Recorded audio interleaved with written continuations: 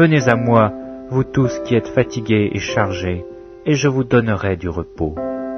Prenez mon joug sur vous et recevez mes instructions, car je suis doux et humble de cœur, et vous trouverez du repos pour vos âmes. Car mon joug est doux et mon fardeau léger.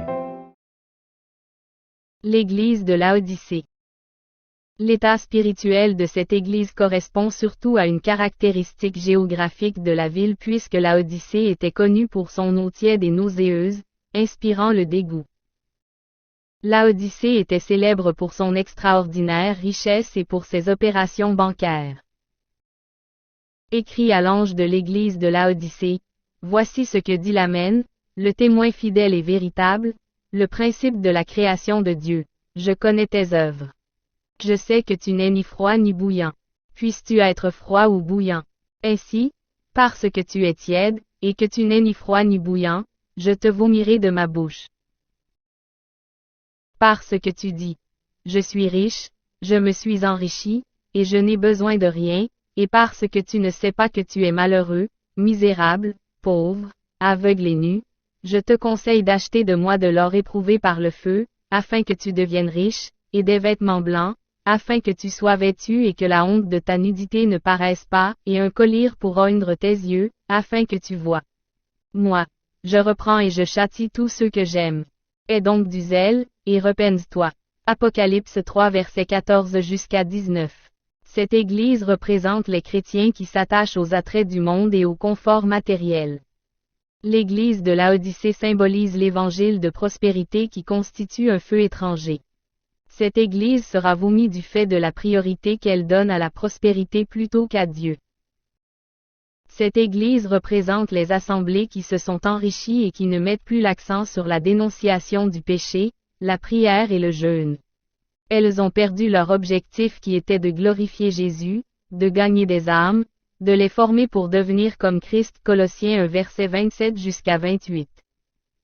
Les ministres de Dieu se comportent comme des ministres du monde. Leurs comptes en banque sont remplis, ou bien ils cherchent par tout moyen à le garnir, quitte à dépouiller les fidèles. L'argent que Dieu nous donne doit être destiné à l'avancement de l'œuvre, pour le salut des âmes. Il ne nous appartient pas pour satisfaire nos désirs personnels. Au-delà de cet aspect, l'Église de Laodicée représente les assemblées qui refusent le renouvellement et l'évolution de leur vie spirituelle. Elles ne mettent pas en pratique l'exhortation de l'apôtre Paul qui nous dit, « Et ne vous conformez point au présent siècle, mais soyez transformés par le renouvellement de votre esprit, afin que vous éprouviez que la volonté de Dieu est bonne, agréable et parfaite. » Romains 12 verset 2. Actuellement, les églises ou les leaders qui ont l'orgueil de croire qu'ils existent et prospèrent grâce à leur propre force sont honnis par le Seigneur.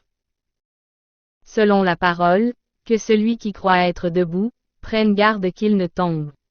1 Corinthiens 10 verset 12.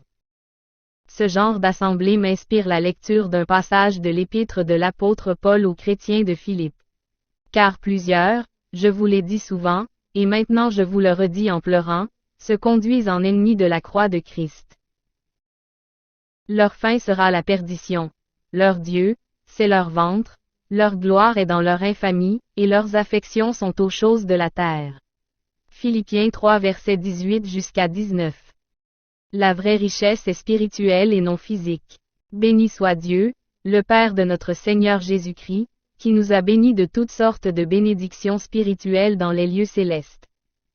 Merci à vous. N'oubliez pas de vous abonner pour plus de sujets.